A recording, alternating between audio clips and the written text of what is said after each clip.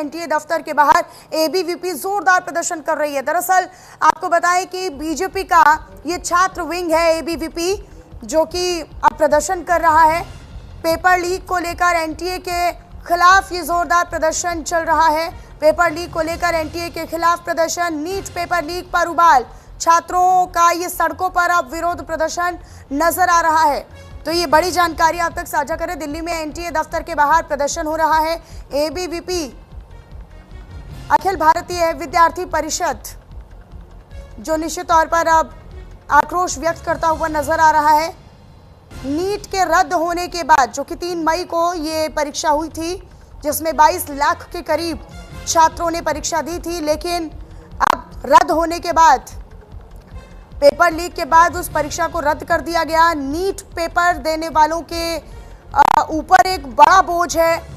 जाने कैसे तैसे अरेंजमेंट करते हैं, पूरे दिन रात मेहनत करते हैं और उसके बाद एनटीए को लेकर सबसे बड़े सवाल खड़े हो रहे हैं, क्योंकि 1 नहीं 2 नहीं 3 नहीं, बार बार पेपर लीक होने की खबरें, और निश्चित तौर पर ये छात्रों के और परीक्षार्थियों के भविष्य से एक बड़ा खिलवाड़ है।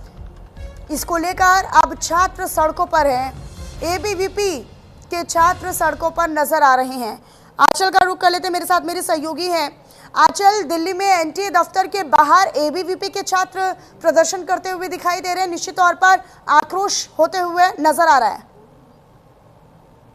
बिल्कुल आक्रोश होना लाजमी, अभी हम लोग चर्चा भी कर रहे थे, क्योंकि ये आक्रोश इसलिए लाजमी है कि चूंकि छात्र छात्राएं जो है वो तैयारी करते हैं और उनको उम्मीद होती है कि उनकी मेहनत सफल होगी, एक अच्छी नौकरी उनको मिलेगी। और इसी तरीके से देखिए, लगभग अब तक जो है, अगर हम सीबीआई रिपोर्ट के मुताबिक बात करें, परीक्षा के लिए तकरीबन 30.26 लाख से ज्यादा अभ्यर्थियों ने रजिस्ट्रेशन कराया था, जिनमें से देखिए 1,50,404 टीयर 1 में पास कर चुके हैं। कुल मिलाकर देखिए 1.9 लाख छात्र टीयर 2 में परीक्षा में शामिल हुए थे, जो कि सीधे प्रभावित हुए हैं। यानी कि कह सकते हैं कि जो टीयर 2 था उसके छात्र छात्राएं जो है वो प्रभावित हुए हैं।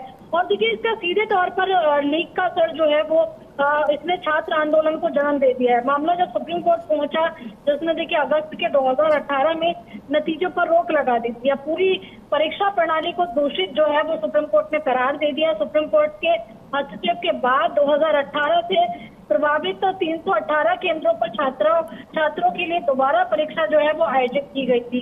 इसी तरीके से देखिए रेलवे भर्ती विवाद हुआ था 2022 का, तब भी देखिए 1.25 करोड़ युवाओं को जो है वो गुस्सा उस सड़कों पर देखने के लिए मिला था।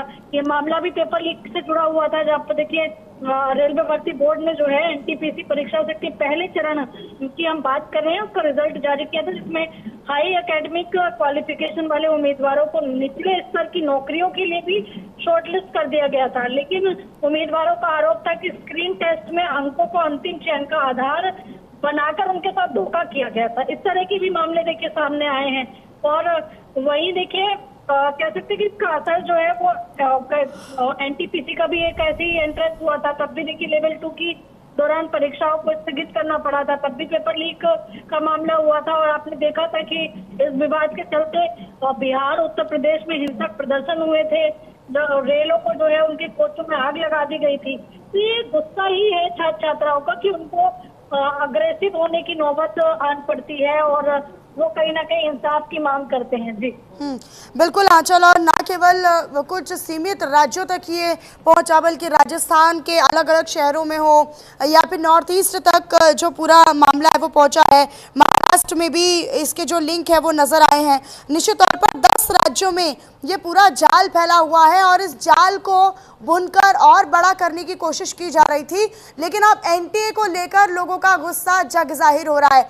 1 नहीं 2 नहीं, ना जाने कितनी बार पेपर लीक की खबरें और पेपर लीक के मामले सामने आए हैं, लेकिन इस पर कोई कार्रवाई नहीं, इसको लेकर कोई सख्ती नहीं, कोई नियम नहीं, कोई रिस्ट्रिक्शंस नहीं है। इसको लेकर अब संस्थान बदले जाने की बात अब कही जा रही है और यही मांग है छात्रों की।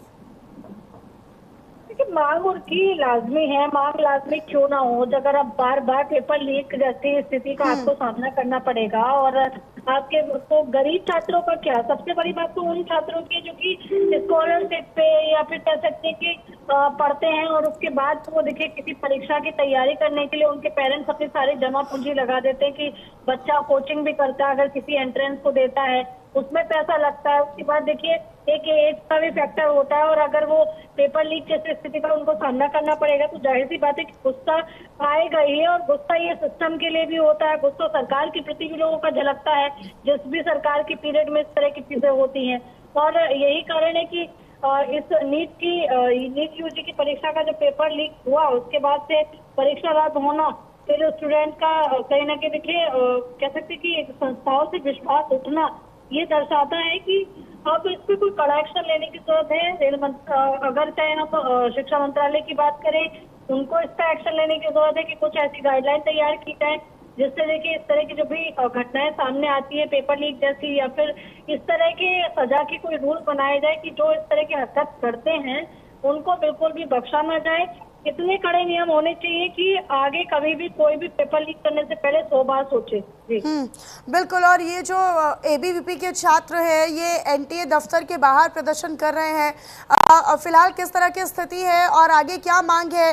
कब तक क्या कोई जनप्रतिनिधि या फिर कोई रिप्रेजेंटेटिव यहाँ पर सामने आया है इनकी मांगे और इनकी बातें सुनने के लिए? आंचल, समझाने की कोशिश तो सरकार कर ही रही है।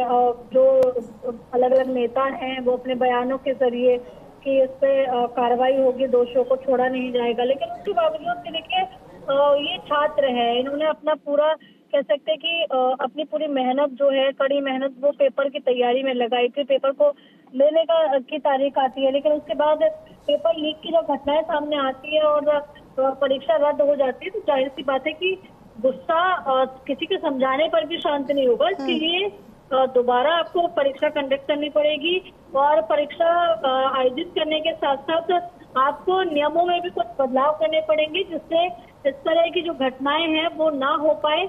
और अगर ऐसा उसमें पुनरावृत्ति अगर आगे भी होती तो जाहिर सी बात है कि फिर जो मैनेजमेंट संस्थाएं हैं जो कि इस तरह की पेपर लीक जिस तरह से हुआ है या फिर जो परीक्षाएं संस्थाएं आयोजित करा रही हैं उन पर से देखिए विश्वास उठने लगेगा। तो जरूरी है कि इस तरह की गाइडलाइन अब शिक्षा मंत्रालय को तैयार करने की जरूरत है जिससे इस तरह की जो घटनाएं हो रही हैं उन पर रोकथाम लग सके। हालांकि अब इसको लेकर प्रशासनिक तौर पर भी सरेंडर किया जा रहा है, प्रशासन अपनी गलती भी मान रहा है और निश्चित तौर पर इसको लेकर आगे आने वाले भविष्य में क्या सुधार होते हैं और अब ये जो आंदोलन है वो किस ओर जाता है, किस दिशा में आगे बढ़ता है, ये देखना काफी महत्वपूर्ण होगा। आंचल, शुक्रिया आपका इस तमाम जानकारी को साझा करने के लिए। अपनी नजर आप बनाकर रखिएगा।